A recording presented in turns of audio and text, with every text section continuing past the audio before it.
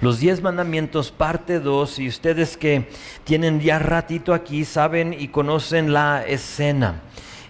Los israelitas, todo el pueblo de Israel está rodeando al monte de Sinaí, según los límites. ¿Te acuerdas que determinó y ordenó Dios? Dios había dicho: no pasen de este límite, no se acerquen más de esto. Si hombre o animal, sea lo que sea, pasa eso, entonces van a morir. Y entonces ahí los tenemos. Si puedes tener en tu mente como esa escena, piensa un monte y gente rodeada con sus límites, su franja, donde de ahí en adelante ya no podían pasar. Moisés sube una vez más al monte, y el monte empieza a humear. Nos dice que empieza a humear, nos dice que hay truenos, hay relámpagos, hay temblor, empieza a temblar la tierra, y empieza a hablar una voz que aturde, que es tan fuerte, tan poderosa, que infunde temor a todos los que están ahí, los que están escuchando. Es la voz de Dios. Dios empieza a hablar a todo el pueblo y les da los 10 mandamientos. Recuerden que estos mandamientos fueron de modo audible. Era la voz de Dios, diferente a capítulo 21, capítulo 22, capítulo 23 y Levítico, que es la ley de Moisés, en la cual él sube y pasa 40 días en la presencia de Dios recibiendo eso así personalmente. Ya no era la voz de Dios audible. Nadie pudo negar que Dios estaba hablando. Y empieza Dios ahí en versículo 2 diciéndoles: yo soy Jehová tu Dios, que te saqué de la tierra de Egipto, de la casa de servidumbre. Los israelitas no pudieron dar el reconocimiento a nadie más que a Él. Sabían, y Dios lo dijo para que ellos sepan que era Él el que los había sacado y era Él el que les estaba hablando. Y luego vimos la semana pasada el primer mandamiento. Dice: no tendrás dioses ajenos delante de mí, diciéndoles a ellos que Él es el único, y no quería ser uno de muchos dioses en nuestras vidas. Él quiere ser el único. Delante, recuerdas, vimos que no es que delante que Él es uno de muchos y que Él quiere ser el primero, sino que Él quiere ser el único. Ningún otro Dios. Sigue con el segundo mandamiento, si recuerdas, dice que no te harás imagen, ni te inclinarás a esa imagen, ni la honrarás. Y luego te dice por qué: porque yo soy Jehová tu Dios. Si el primer mandamiento nos dice quién es nuestro Dios, el segundo nos dice cómo le debemos adorar. Siendo que Él es el único Dios real, el único Dios vivo, Él no necesita que lo adoremos con imágenes o ídolos. Y sabes, estuve meditando en ello esta semana, en ese mandamiento, y creo yo que la mayor razón que Él nos dice que no lo adoremos y que no hagamos alguna imagen es porque Él quiere que vayamos directamente a Él y no a una estatua, no a una reliquia o a una imagen. Él quiere que tú directamente vayas a Él.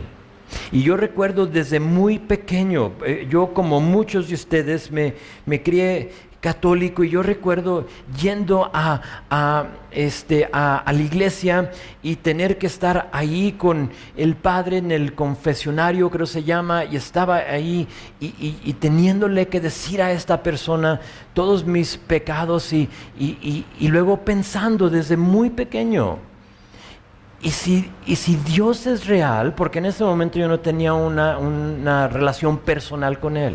Y pensaba yo: si Dios es real, ¿por qué no puedo ir directamente a Él? O sea, ¿por qué necesito a esta persona que interceda por mí? Y yo recuerdo preguntándole a mi mamá y no tenía respuesta. O sea, no sé. Es que así lo hacemos. Y desde muy pequeño como que eso nunca cuadró conmigo.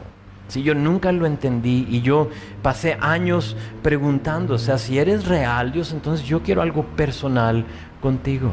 Sí, y fueron años antes de que tuve esa relación con Él, pero Dios sabe que somos propensos a ir a algo más que Él, y esa no era su intención. Él quería que fuéramos directamente a Él. Pues ahí en esos versículos, en esos mandamientos, nos damos cuenta quién es, nos damos cuenta cómo debemos adorarlo. Y ahora llegamos al tercer mandamiento y lo encontramos en versículo 7. Dice esto, dice: no tomarás el nombre de Jehová tu Dios en vano, porque no dará por inocente Jehová al que tomare su nombre en vano. Es interesante que este mandamiento lo observan otras naciones, lo observan otras culturas y hasta religiones sin realmente llamarle mandamiento o sin realmente relacionarlo con lo que estamos viendo aquí. Parece ser que todos entendían que profanar o maldecir el nombre, ya sea de un gobernador, ya sea de otro dios, de algo que era algo intolerable. Los romanos infligirían la pena de muerte al que tomara el nombre de César o de un dios en vano. Si a ti te escuchaban maldiciendo, hablando mal del César, eso es lo que es a crucificarte. Era pena de muerte hacer eso. Los egipcios era con muerte o con mutilación. Si tú blasfemabas el nombre del faraón o el nombre de unos de sus múltiples dioses, ¿te acuerdas con las plagas? O sea, eran muchos los dioses y te mutilaban o te mataban si tú hablabas mal de ellos. Ahora, esto es pre-ley, esto es pre-10 mandamientos. Los griegos se contentaban con castigarlos con una gran multa o con la pérdida de los derechos civiles si tú hablabas mal de César o de alguno de sus también muchos dioses. El punto es que en toda cultura esto era algo serio y para los judíos no era nada diferente.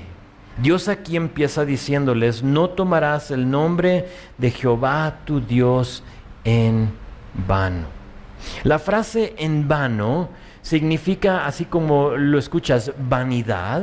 No lo puedes tomar su nombre en vanidad, en falsedad puede ser, en maldición. O puede ser, fíjate, en inutilidad de conducta. Ahorita vemos eso. Inutilidad de conducta.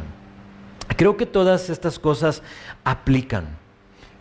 Todo eso es parte de tomar el nombre de Dios en vano, ya sea en falsedad, maldición o en una conducta inútil. Ahorita hablamos, como dije ahorita, de eso, porque creo que todo aplica, y quiero compartir 3 maneras, porque a veces creo que tenemos como una idea muy cerrada de lo que es tomar el nombre de Dios en vano. Y quiero compartirles 3 maneras de tomar el nombre de Dios en vano. La primera como maldición, la segunda como blasfemia y la tercera como hipocresía. Me explico, como maldición. ¿Cómo puedes tomar el nombre de Dios en vano como maldición? Es lo que, me vino a mí a la mente, fue como brujería o como maldiciones en el nombre de Dios. ¿Sí? A veces depende la cultura, la región, mezclan, ¿sí?, eso de la brujería con el catolicismo o con la religión. Y a la vez están pronunciando maldición a una persona o liberando a alguien una maldición en el nombre de Dios. Eso es tomar el nombre de Dios en vano. Hay aquellos que lo mezclan con cosas que no tienen nada que ver con Dios y Dios no lo permite. Pensé, porque dije, y una historia bíblica, ¿no? Tiene que haber una idea de esto. Y sí pensé en la historia del rey de Moab. A lo mejor tú lo recuerdas, es Balac, y de Balaam. Balac, la historia la encuentras en Números, capítulo 22, son varios los capítulos, pero allí en Números 22, Balac, el rey de Moab, se da cuenta de que Dios está luchando por los israelitas y se da cuenta de todo lo que Dios había hecho por el pueblo de Israel, y lo que sucede es que le entra temor. Dice, sigo yo. ¿Sí? Y Balac decide que su ataque, la manera que él iba a combatir a los israelitas, es que iba a maldecirlos, y lo que hace es que busca a una persona, a Balaam.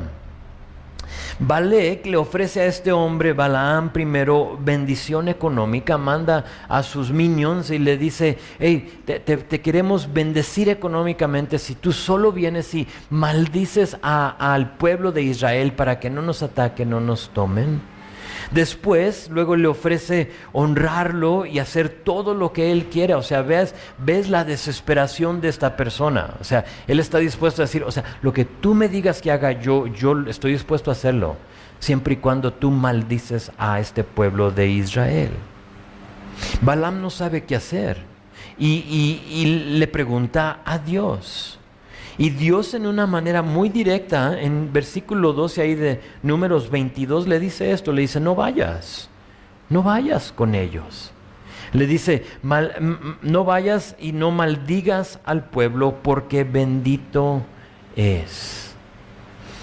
Pues sabemos que le siguen ofreciendo cosas a Balaam, o sea, está desesperado y le sigue ofreciendo y manda otra vez a sus compañeros, y Balaam no sabe qué hacer, y la última vez se les dice, saben, Dios dijo que no, pero vamos a esperar a ver qué dice una vez más. Sí, ya bien sabiendo, ya hay mucha aplicación para nosotros en eso. Si Dios ya te habló y ya te dijo, entonces obedécele. No tienes por qué preguntarle, ¿te escuché bien, Señor? ¿O estás seguro de lo que dijiste? Y eso es lo que hace Balaam. Y por la última vez, Dios le dice, ok, está bien, levántate y vete con ellos, pero harás lo que yo te diga.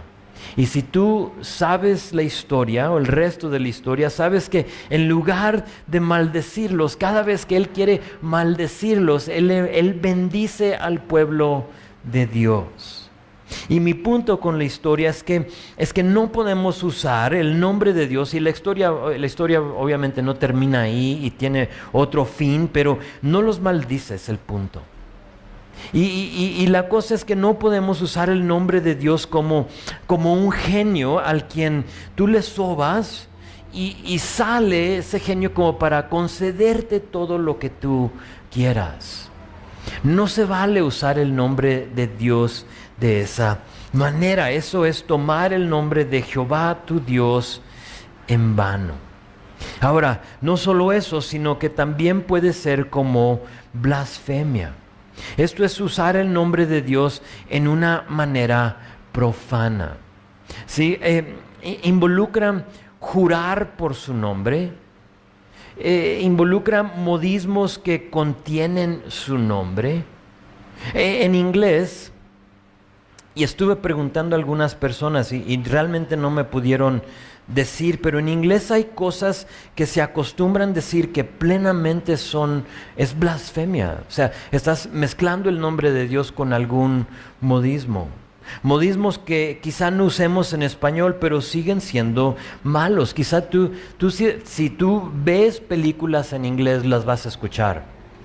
O sea, siempre salen. Los voy a decir, pero con todo respeto. Se usa una frase en Estados Unidos, God damn. ¿Has oído esa frase? ¿Sí? Es Dios maldice. No la usamos en español, pero eso es como te das en el dedo con el martillo y sale eso. No está diciendo Dios maldice. Eso es tomar su nombre en vano.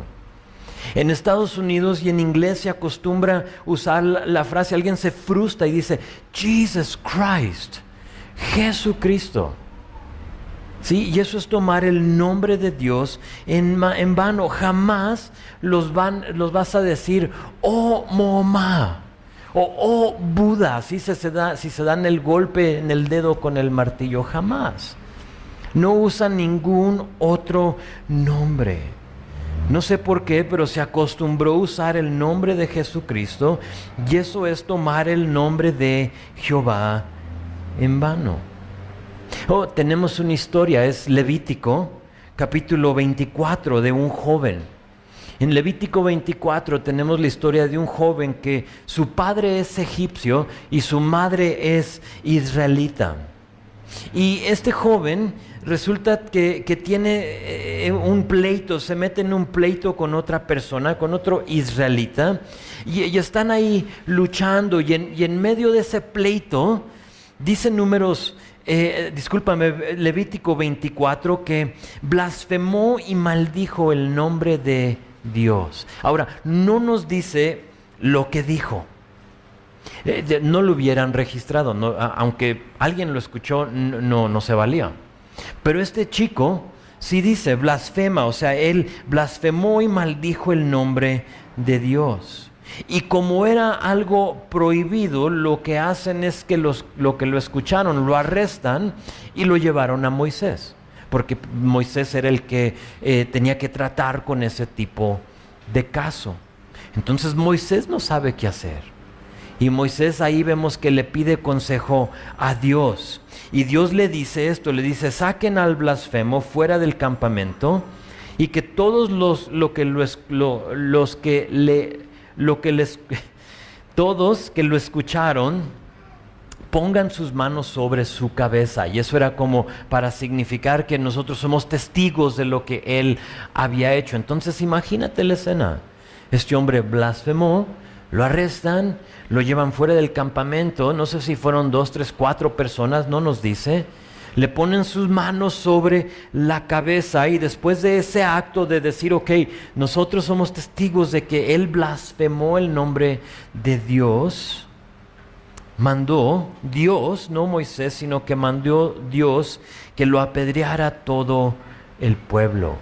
Y ahí lo matan a este hombre simplemente por blasfemar el nombre de Dios.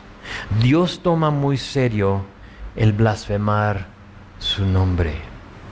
Entonces, de esa manera se puede blasfemar, y aunque aquí en México no usamos ese tipo de modismo, lo que sí hacemos aquí es que nos gusta jurar en su nombre. A lo mejor ustedes saben que decimos cosas como te lo juro por Dios, ¿sí? A lo mejor tú lo has dicho. Alguien no te cree, ¿no? Y te lo juro por Dios. Aguas. Estás tomando el nombre de Dios en vano. O decimos cosas como verdad de Dios.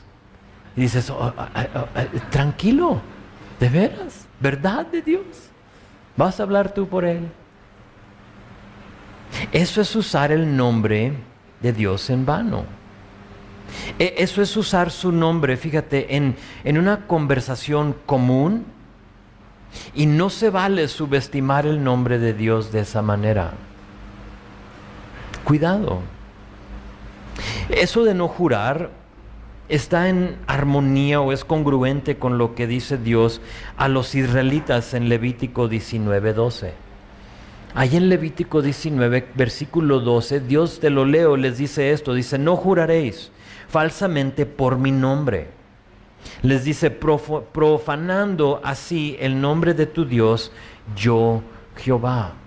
Entonces, si tú acostumbras jurar en el nombre de Dios, ahí está tu versículo para ayudarte a ya jamás hacerlo. Dios mismo te dice: no jurarás falsamente por mi nombre, profanando así el nombre de tu Dios. Ahora, tiene que ser tu Dios. Si no es tu Dios, entonces tú haces lo que tú quieres. Pero es clave que Él dice, es así el nombre de tu Dios.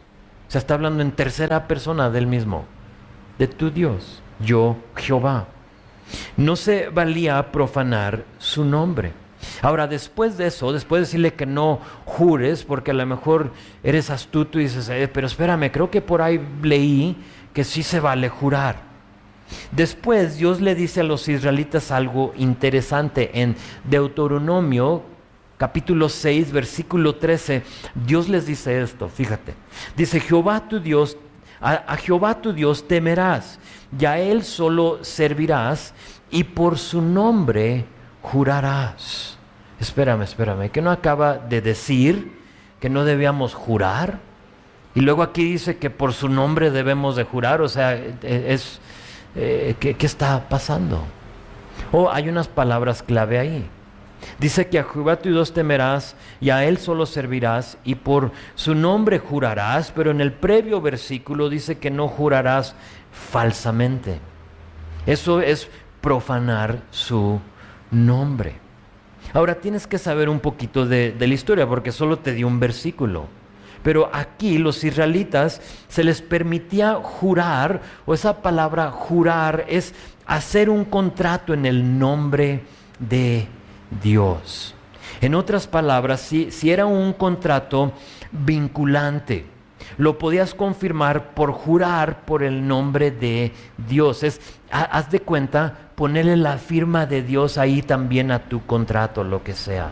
Vas a vender un terreno y quieres tener testigos. Podías tú jurar en el nombre de Dios. En contexto, ahora checa esto. En contexto, aquí donde les dice que por su nombre jurarás, en Deuteronomio capítulo 6, está hablando de otros dioses. Entonces, si van a hacer un contrato, no lo hagan en el nombre de algún otro Dios. Solo hagan y solo juren por el nombre de Jehová. Pero si lo van a hacer, si van a hacer este contrato, van a jurar en el nombre de Jehová, vas a dejar que su firma esté allí en tu contrato, entonces más te vale que lo cumplan, porque están ligando el nombre de Dios a ese contrato. ¿Sí estás conmigo? Entonces, a veces lees algo y dices, espérame, dice esto acá y esto allá, o sea, no lo entiendo. Tienes que leerlo en contexto, tienes que saber de lo que está hablando. Jesús, hablando de esto, Jesús después dirá en el Sermón del Monte, en Mateo capítulo 5, dice en versículo 23, habéis oído que fue dicho a los antiguos, no perjurarás, sino cumplirás al Señor tus juramentos. Está hablando de lo que acabamos de leer. Pero yo os digo, no juréis en ninguna manera, ni por cielo, ni porque es el trono de Dios, ni por la tierra, porque es el estrado de sus pies, ni por Jerusalén, porque es la ciudad del gran rey, ni por tu cabeza jurarás, porque no puedes hacer blanco o negro un solo cabello. Luego verso 27 dice, pero sea vuestro hablar sí, sí, y no, no. Jesús siempre como que está elevando la vara, ¿no? Si los 10 mandamientos la vara hasta aquí, Jesús como que le sube un poquito más y lo veremos con los demás mandamientos. Entonces Jesús les dice, para no ser culpables del tercer mandamiento de tomar el nombre de Dios en vano, mejor no juren. Es mejor no jurar, mejor que seamos personas de nuestra palabra, ¿no? Si tú dices que vas a hacer algo, hazlo. Si no lo vas a hacer, entonces no lo hagas. No te comprometas a hacer cosas que al rato dices, te lo juro en el nombre de Dios, ¿sí? Y luego no lo cumples. Y luego, ¿quién quedó mal? ¿Tú o Dios? Dios. Tú, pero a la misma vez estás ligando a Dios con lo que estás diciendo. Entonces cuidado con eso. El nombre de Dios conlleva mucho poder y sabes que lamentablemente muchos lo usan para aprovecharse de los demás. Sí, aprovechan su nombre, se aprovechan de la gente para a veces desahogarse con maldiciones que incluyen el nombre de Dios. Nunca me olvido, hace años, cuando Jen y yo primero nos casamos, no teníamos un 5 y no mucho ha cambiado, pero en ese entonces de veras no teníamos ni un 5 y íbamos a comprar nuestro primer coche y llegamos a un lote de carros usados y no recuerdo qué pasó, éramos recién nacidos en el Señor y creo en el letrero estaba como la figurita del pez, tú sabes, el pez cristiano, y yo creo le dije a Jen, de aquí somos, ¿no? Y llegamos y, son cristianos también nosotros. Y estamos hablando y estamos haciendo el trato, encontramos un coche que más o menos podíamos con la mensualidad y nunca me olvido de esto. El hombre al que nos vendía el carro usado hizo la figurita así en su escritorio del pez y dice, ¿sabes lo que es esto? Sí, claro que sí. Y me dice, pues aquí vamos a hacer las cosas bien. Pero nos engañó. Yo recuerdo que nos vendió un seguro y nos lo forzó, o sea, era como que, no, lo tienes que comprar, pero es que no, es que lo tienes que comprar, o sea, y yo sabía por qué el carro no servía, estaba descompuesto.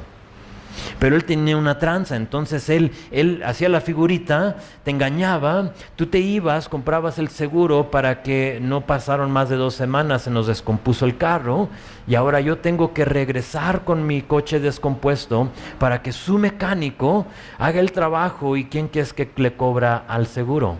Él. O sea, tenía así como su engaño ahí y todo usando la figurita del pez. Estaba blasfemando, estaba tomando el nombre de Dios en vano, aprovechándose de la gente. Entonces, 2 maneras de tomar el nombre de Dios en vano es como maldición, es blasfemar, pero nos queda otra más. Les dije que como hipocresía. Se toma el nombre de Dios en vano cuando vivimos en una manera inmoral siendo sus hijos. Fíjense lo que nos advierte, nos dice y nos advierte a no tomar el nombre de Jehová nuestro Dios en vano. Yo les quiero sugerir que como creyentes nosotros hemos decidido tomar su nombre. Tomar su nombre. Nadie nos lo forzó y por lo tanto la responsabilidad es nuestra. Cuando tú aceptaste al Señor, tú tomaste su nombre. Sé que aquí en México no se acostumbra, pero si le preguntas a mi esposa su nombre, ella te va a decir es Jennifer Velarde. Se olvidó de su apellido y tomó el mío. ¿Por qué? Porque ya ahora somos uno. Y no es que estamos mal en México, o sea, la costumbre es lo que hacemos, no digo cambia tu nombre, no, por favor, no es el punto. La cosa es que allá sí se acostumbra. Y solo lo uso como ejemplo de lo que estoy diciendo aquí. Cuando tú eres hijo de Dios, te entregas al Señor, tú de cierta forma has tomado el apellido de Dios. Ahora con ese apellido, con ese nombre, tenemos la responsabilidad de representar al nombre de tu familia. Yo nunca me olvido, desde muy chico no teníamos mucho y mi papá siempre me decía, yo no sé si él lo recuerde porque él va a escuchar esta prédica más adelante, pero no sé si se acuerde, pero él me decía, o sea, ese es nuestro nombre, cuídalo, cuida nuestro nombre. O sea, agua, y no lo cuidé, o sea, al contrario, lo pisoteé. Y después le pedí perdón, pero eso es eso, tú has tomado el nombre de Dios y tomamos el nombre de Dios en vano cuando todos saben que somos creyentes y a la misma vez estamos viviendo moralmente mal. Que todos saben, Él es cristiano, a lo mejor no tenemos el apellido de Dios, pero nos llaman, nos etiquetan como que aleluyas a veces, ¿sí? Como cristianos, ¿sí? ¿Y qué están diciendo? O sea, tú eres de Dios, tú te has entregado a Él, tú eres un hijo de Dios y quizá nunca lo habíamos visto de esa forma. Y hemos visto el tomar el nombre de Dios en vano en lo que sale de nuestra boca y no tanto como en hipocresía, en decir que somos algo, pero estamos viviendo de otra manera. Normalmente es eso, es atribuir a jurar o blasfemar. Pero recuerdan que les dije que vano es también, que también se definía con una inutilidad de conducta. Es eso, es eso. tomar el nombre de Dios, pero actuar de una manera que lo deshonra. Es tomar su nombre en vano. Y yo creo que esta es la área como que más descuidada en cuanto a este mandamiento. Se nos olvida que representamos a Dios. ¿Se acuerdan en Éxodo 3, cuando Dios le habla a Moisés de esa zarza ardiente que no se consumía? Él está ahí apacentando las ovejas de Jetro, de su suegro, y está aquí en este monte. Y de pronto esa zarza empieza a arder, pero no se consumía. Y ahí en esa escena, no sé si te acuerdas, pero le habla a Dios y Moisés le dice algo, dos palabras que muchos de nosotros hemos dicho: heme aquí. Dios le habla y él dice: heme aquí. Y en ese momento Moisés ha decidido que Dios iba a ser el que iba a dirigir su vida. Al momento que tú le dices: Dios, heme aquí, no es como para dime y si me gusta lo hago. Era como: heme aquí. O sea, en ese momento Moisés le cedió todos sus derechos a Dios. Y cuando tú aceptaste al Señor, te tengo que decir, tú le has cedido todos tus derechos a Dios. Tú le has dicho, Señor, aquí está mi vida, aquí están todas mis decisiones, entonces tú haz lo que tú quieras con ellos. Y créenme, serán mucho más mejor a lo que tú puedes hacer con tu vida. Dios siempre tiene un mejor plan. Dios le dice: heme aquí, le dice él, y Dios en respuesta: ok, tú te vas a ceder a mí, entonces déjate, digo qué hacer. Y Dios le dice: he visto la aflicción de mi pueblo, he oído sus gemidos y ahora te mando a ti para sacarlos de Egipto. En otras palabras, Moisés, tú vas a ser mi representante. ¿Sí estás conmigo? ¿Sí ves cómo va la historia? Tú vas a ser mi representante. Moisés no lo puede creer. Él está impuesto a no tratar con humanos, sino con ovejas. Entonces él no lo puede creer y le dice: ok, está bien, pero ¿qué tal si llego a los hijos de Israel y les digo: el Dios de sus padres me ha enviado a ustedes? Y si ellos me preguntan ¿cuál es su nombre?, ¿qué le responderé? ¿Recuerdas esa pregunta? Esa es buena pregunta. O sea, ya no me conocen, tengo años aquí fuera de ellos y voy a decir: ok, me mandó Dios. Ok, ¿y cuál es su nombre? Dios le responde y a lo mejor recuerdas lo que le dice. Le dice: yo soy el que soy. Pero no termina ahí. Y le dice: así dirás a los hijos de Israel: yo soy, me envió a vosotros. ¿A dónde voy? A que Moisés iba con la autoridad, iba con el respaldo del Dios del universo, y me atrevo a decir que es igual para nosotros. Tú vas y tú vives tu vida y vivimos nuestra vida como cristianos, como creyentes, en el nombre, con el respaldo, en el poder de Dios, tomando su nombre. ¿Qué has hecho con esa responsabilidad? ¿A dónde has, perdóname por la palabra, pero a dónde has arrastrado el nombre de Dios? ¿En dónde has andado? ¿En dónde he andado? O sea, nos tenemos que hacer todos la pregunta. Fue Pedro que le dijo al cojo, ¿te acuerdas que estaba sentado afuera del templo? Le dijo esto, le dijo: no tengo plata ni oro, pero lo que tengo te doy. En el nombre de Jesucristo de Nazaret, levántate y anda. En el nombre, ¿te fijas el poder del nombre de Dios? En el nombre de Dios. Algo mucho más mejor que oro o plata es el nombre de Dios. Es el único nombre que puede sanar al cojo, al ciego, al drogadicto, al alcohólico, al adicto a la pornografía o cualquier otra cosa. A veces creo que se nos olvida de la responsabilidad y el privilegio que es tomar el nombre de nuestro Dios.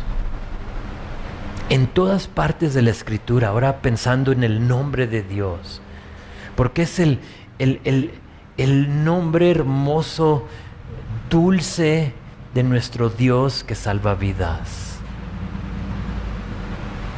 En todo lugar, en toda parte de la Escritura, el nombre del Señor es exaltado en los términos más altos posibles. Puedes escribir ahí tus Salmos 8, versículo 1. Dice: oh Jehová, Señor nuestro, cuán glorioso es tu nombre en toda la tierra. Oh, glorioso, Señor, tu nombre. Tu nombre. Es Salmo 29, 2, que dice: dad a Jehová la gloria debida a su nombre. Dad a Jehová la gloria debida a su nombre. Tú te lo sabes. La primera parte del Padre Nuestro.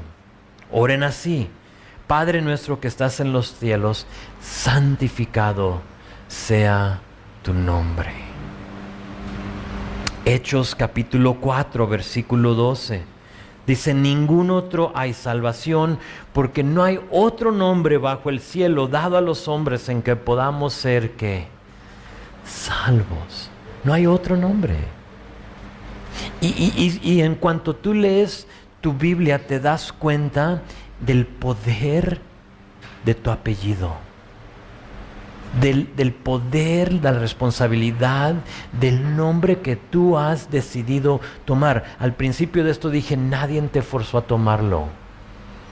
Nosotros solitos hemos dicho: queremos ese nombre. Queremos tomar tu nombre, Señor. Finalmente, o le doblamos rodilla, hoy o después, pero todos lo harán. ¿Recuerdas lo que dice Filipenses 2, versículo 10?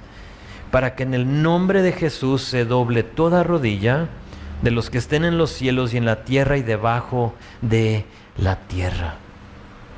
Todos van a doblarle rodilla al nombre de Jesucristo. Como creyentes, tú y yo tenemos una gran salvación, ¿de acuerdo? Una gran salvación. Piensa en dónde estabas antes de que te rescatara el Señor. Una gran salvación. Tenemos un gran poder dado por Él a nosotros, pero a la misma vez tenemos una gran responsabilidad. Con tu conducta te tengo que hacer la pregunta. Me he hecho la pregunta: ¿he llevado o he tomado el nombre de Dios en vano? ¿Sí o no? Y luego fíjate lo que dice el resto de versículo 7. Esa nomás fue la primera parte. Después de eso dice: porque no dará por inocente Jehová al que tomare su nombre en vano.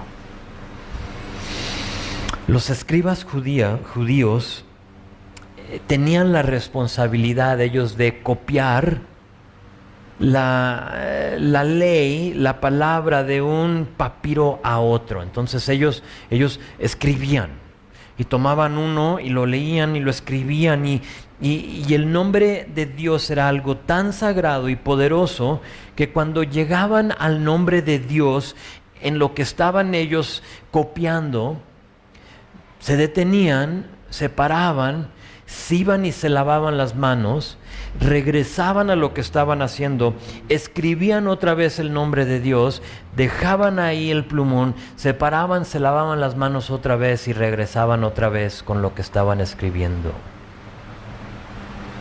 Hoy en día, cuando los judíos escriben el nombre de Dios, lo hacen incompleto, a lo mejor te has dado cuenta.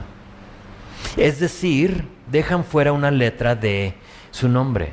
Si van a escribir Dios, pondrían D-OS, discúlpame. Dejan fuera una letra. ¿Por qué? Porque tomaban esto, porque no dará por inocente Jehová el que tomare su nombre en vano. Y lo estiman de tal manera que ni lo hablan, ni lo dicen. No tomar el nombre de Dios en vano es algo súper importante. Y te he dado tres maneras, tres cosas que considerar en cuanto a tomar su nombre en vano. Ese fue el tercer mandamiento. Seguimos con el cuarto mandamiento, verso 8 a 11. Acuérdate del día de reposo para santificarlo. 6 días trabajarás y harás toda tu obra, mas el séptimo día es reposo para Jehová tu Dios. No hagas en él obra alguna, tú, ni tu hijo, ni tu hija, ni tu siervo, ni tu criado, ni tu bestia, ni tu extranjero que está dentro de tus puertas. Verso 11. Porque en 6 días hizo Jehová los cielos y la tierra, el mar y todas las cosas que en ellos hay, y reposó en el séptimo día. Por lo tanto, Jehová bendijo el día de reposo y lo santificó. Quiero hacer 2 cosas con este mandamiento. Uno es quiero ver lo que dice en su totalidad, o sea, vamos a verlo en porciones. Y luego, después de hacer eso, quiero aplicarlo en nuestras vidas aquí en el 2019. Es válido. Es para nosotros aquí hoy en día, sí o no. Empiezo con ver este mandamiento. Empieza diciendo, acuérdate. Acuérdate del día de reposo. ¿Por qué acuérdate? ¿Sabes por qué? Porque Dios nos conoce. Acuérdate. La idea era de que no te olvides de tomar un día de descanso. El día de reposo era un día de descanso. Era un día en el cual no hacías nada. Ahora, después Dios va a darle como parámetros a eso.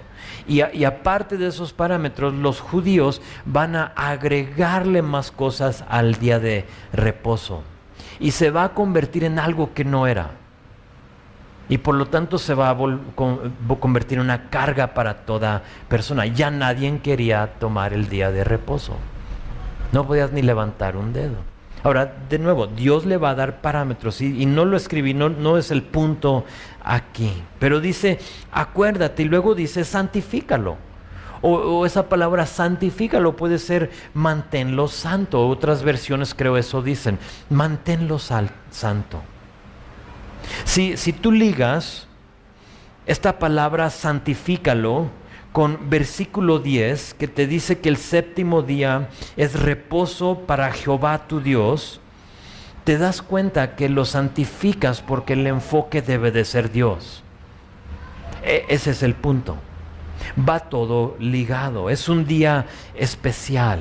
El punto del sábado, del reposo, del Shabbat, es que es diferente a los otros 6 días de la semana. Era algo especial. Y Dios dice, acuérdate y santifícalo. Pero también noten el patrón. Era trabajar 6 días y descansar 1. Trabajar 6 días y descansar 1. Ahora, nota que no te dice cuál día descanses.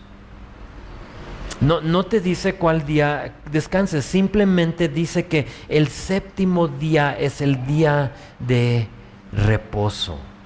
La palabra reposo para nosotros es lo que dice, es Shabbat, de donde viene y derriba nuestra palabra sábado. Es el sábado. Y por lo tanto ellos los judíos observan el sábado, el viernes del atardecer hasta el sábado al atardecer es el día de reposo. Es muy interesante porque cuando vas a Israel, los niños van a la escuela, empiezan su escuela en domingo. Es como el lunes para nosotros. Porque el día de reposo para ellos fue de viernes en la noche a sábado. Entonces, sábado en la tarde, ya al atardecer, 6, 7 de la tarde, despierta el pueblo. Donde nadie estaba caminando, pues caminan, pero tienen sus límites. O sea, no te vayas muy lejos porque entonces estás rompiendo la ley. Pero ya cuando se termina, se abren las tiendas, empiezan a comprar las cosas para la semana, para que el domingo ya muy temprano sus hijos empiecen y vayan a la escuela. No se valía decir, yo descanso, pero mi negocio no.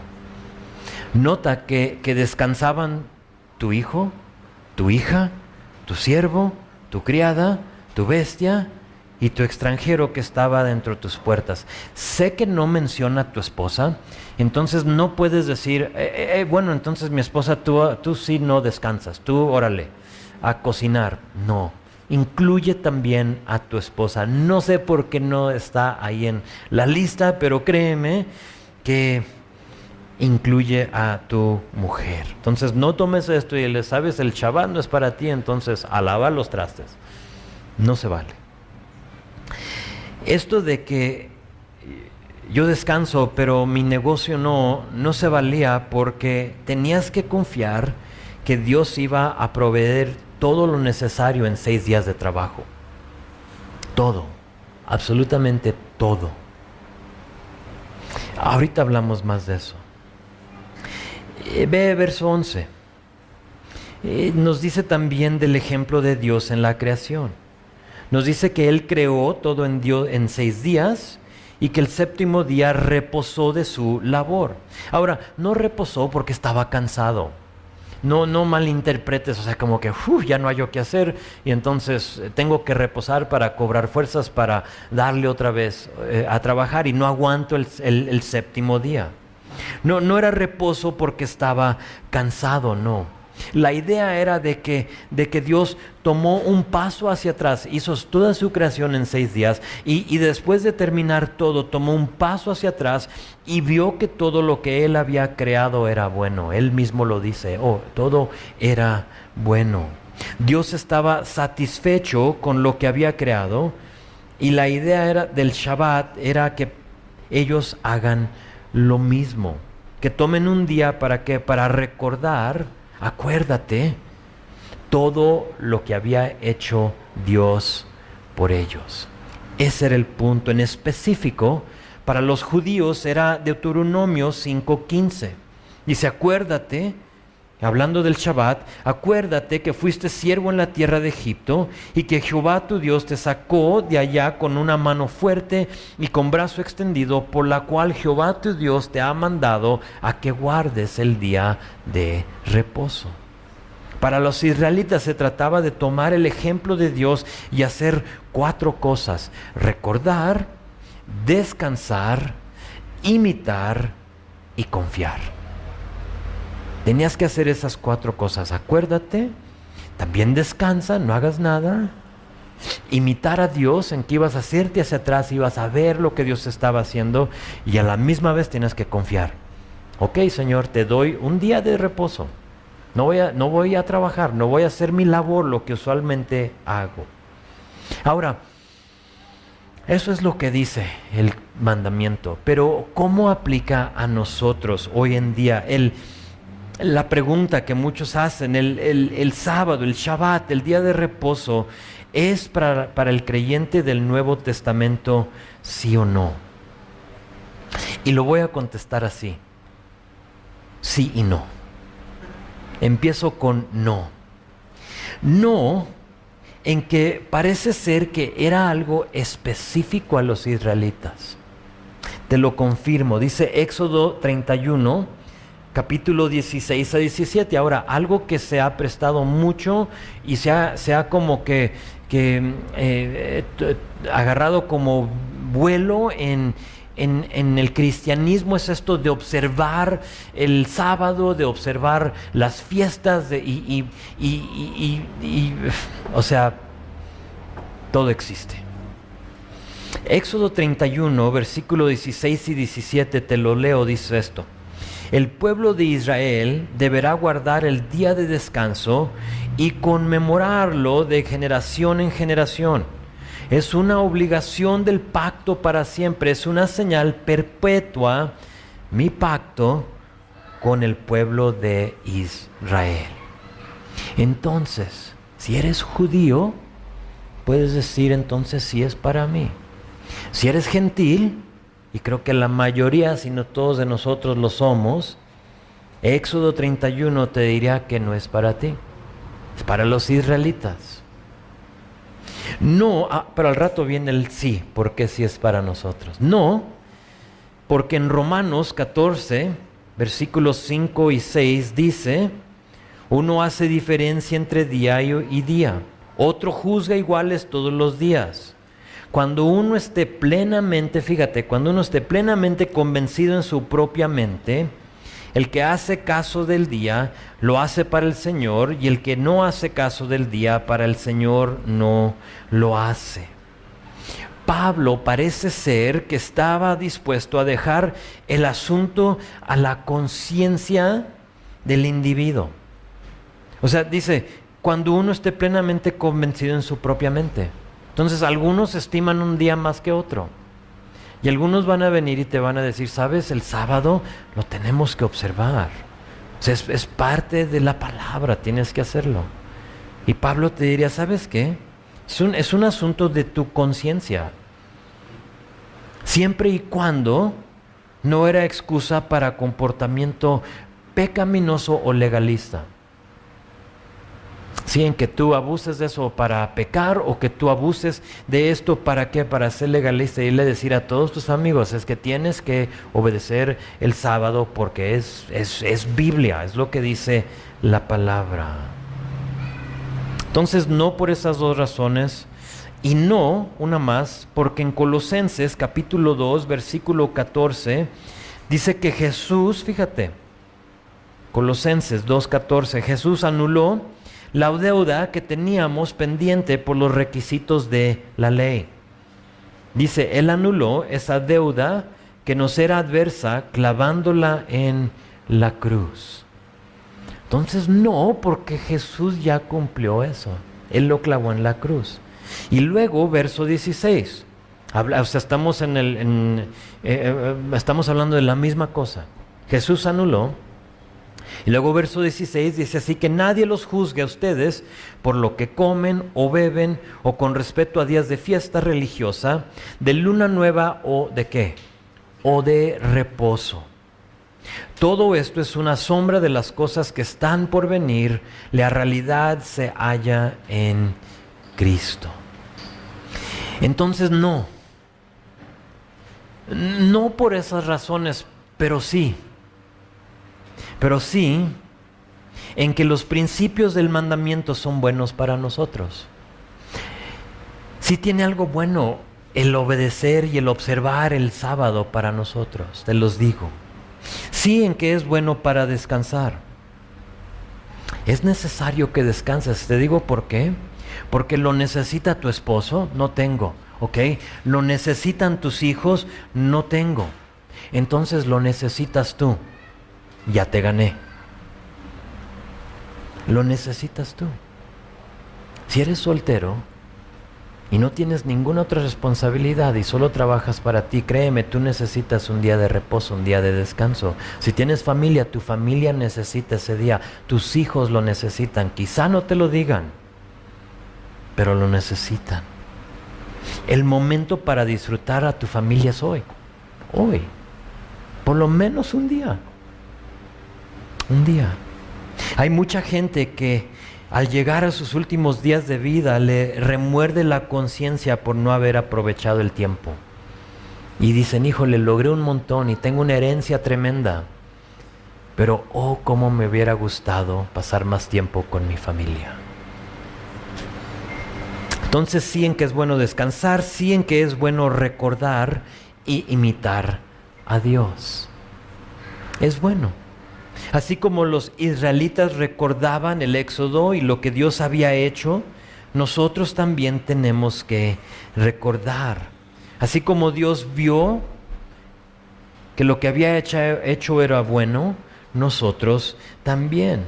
A veces nos ocupamos tanto con lo cotidiano, con el trabajo, con los quehaceres, que nos olvidamos de Él.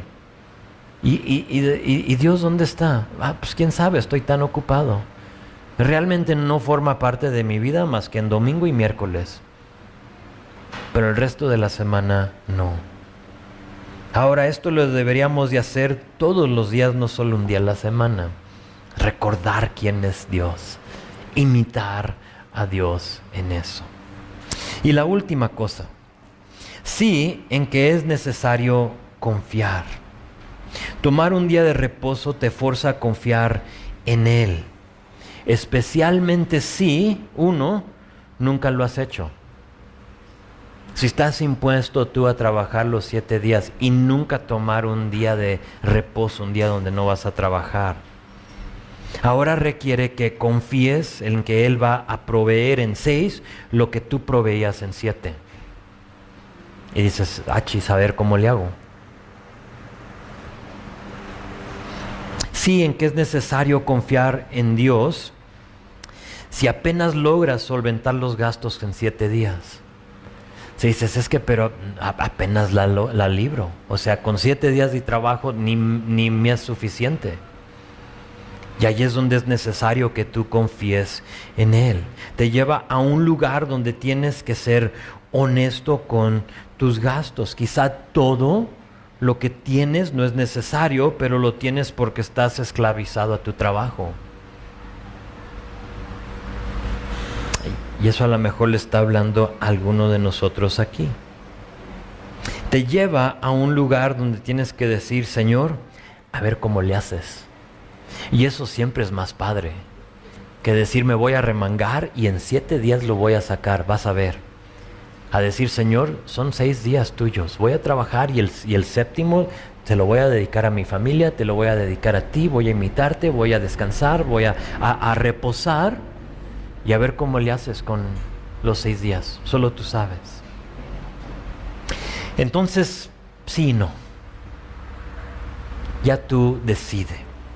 Esos son mandamientos 3 y 4, los últimos de los mandamientos que tienen que ver con tu relación así vertical con Dios. Los mandamientos 5, 6, 7, 8, 9 y 10 ahora tienen que ver con tu relación directamente con los demás, relacionado a tu relación así como horizontal, vertical y horizontal. Y creo que termino con esto. Nunca va a funcionar tu relación horizontal si no tienes la vertical correcta. Si no tienes 1 al 4 en orden y las estás ejerciendo, jamás vas a lograr 5 a 10. Entonces,